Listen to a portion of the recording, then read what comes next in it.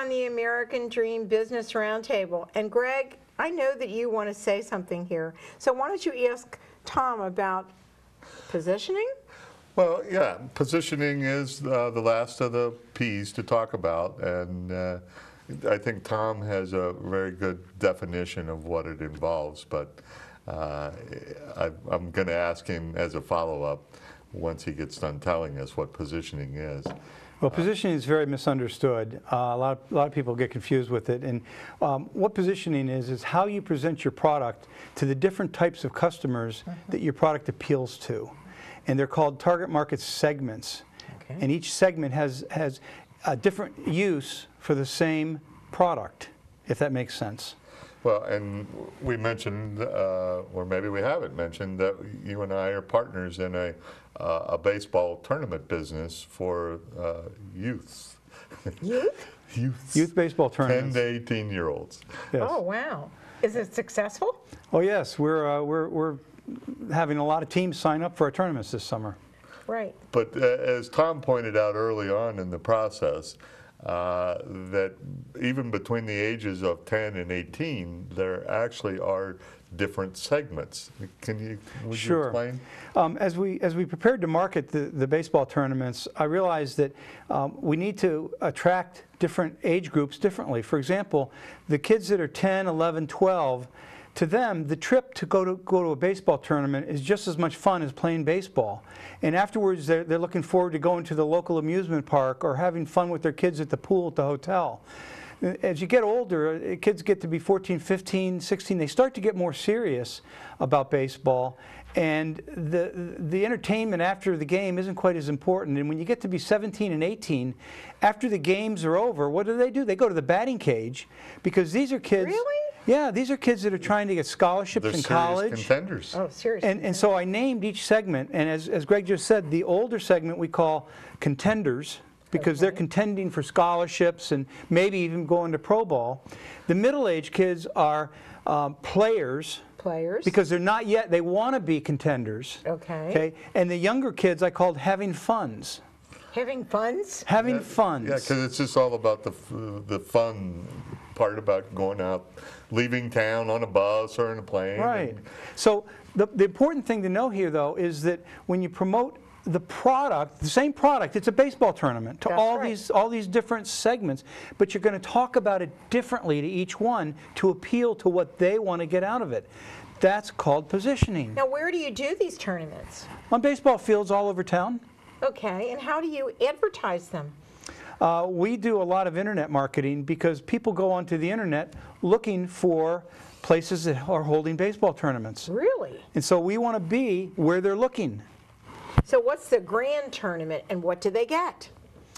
Well, first of all, they get fun playing. They get experience. And, of course, the winning team gets trophies, and the second-place team gets medals. I mean, it's not the World Series where they're getting lots of money.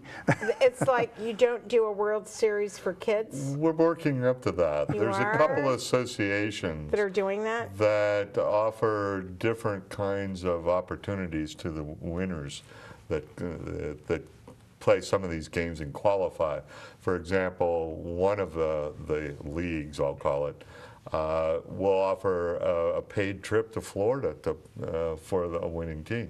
Wow. They're sponsors?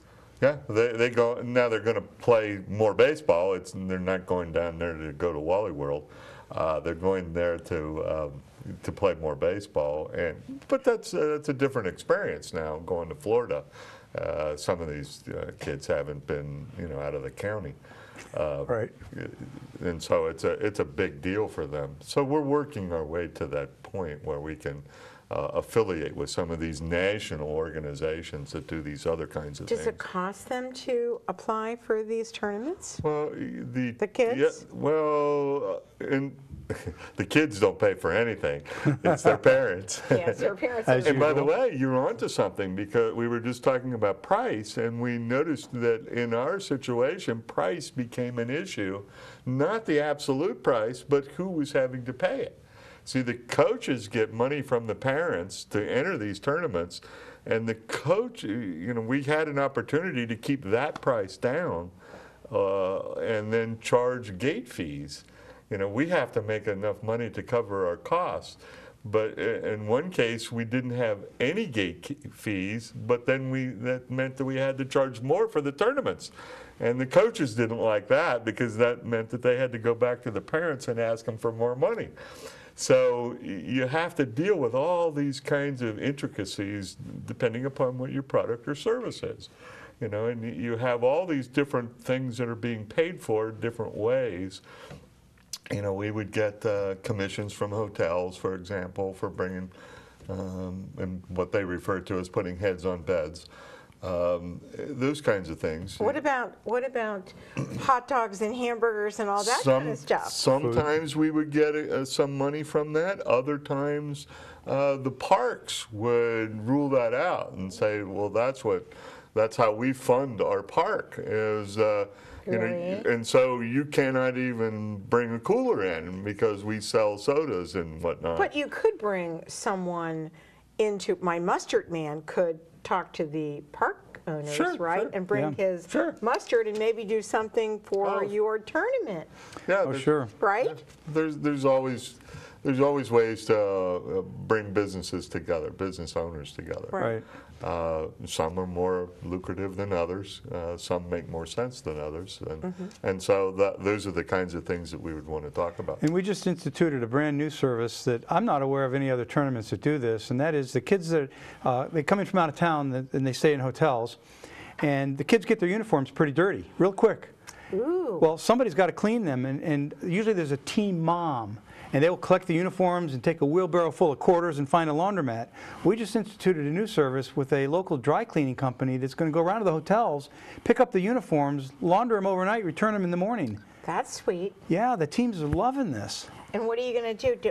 How did they get shown as far as a sponsor? Because they're a sponsor, aren't they? Well, this is our first year testing it, so they're not a sponsor yet.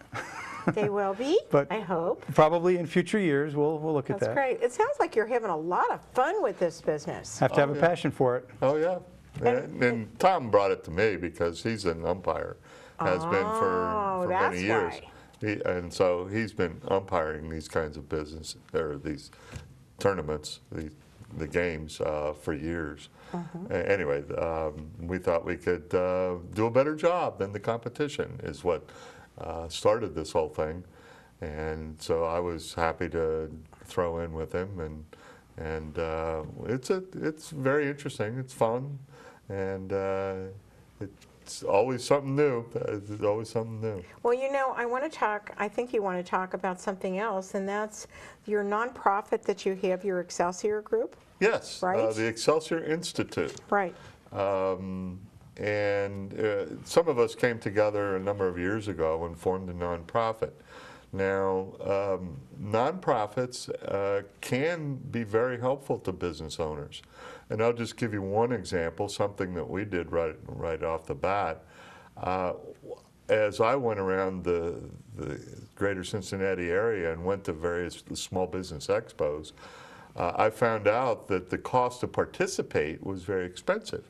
These booths cost at a minimum $300.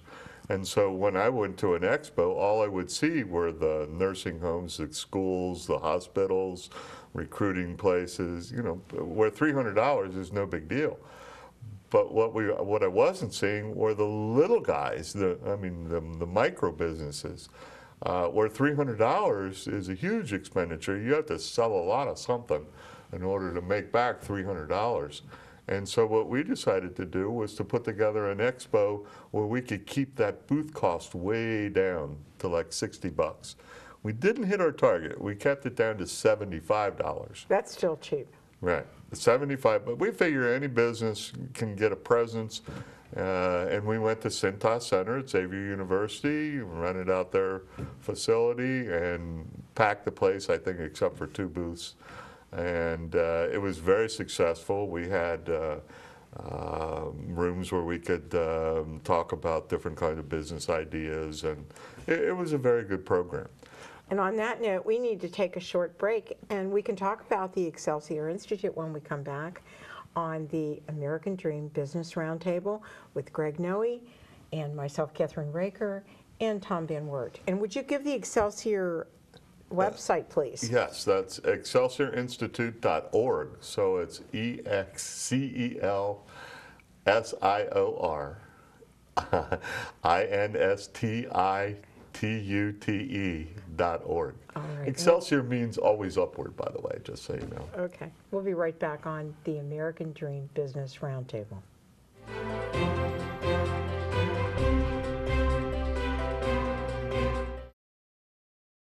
Little children aren't the only ones afraid of the dark. Millions of soldiers return from war zones with PTSD, anger, frustration, fear, and loneliness, much of which surfaces during the darkness of the night. You have the chance to change the lives of these American heroes. Songs and Stories for Soldiers.us provides free MP3 players for these men and women. With a list of 3 million songs in 16 different styles, 100,000 audiobooks, and 30,000 old-time radio programs, every veteran can find something to soothe and comfort them at no cost. All our players contain an 8-hour audio program designed to help veterans fall asleep. With 1,500 plus vets now participating, it's our goal to deliver 10,000 audio players this year. Go to our website at songsandstoriesforsoldiers.us. Help us help a veteran make it through the night.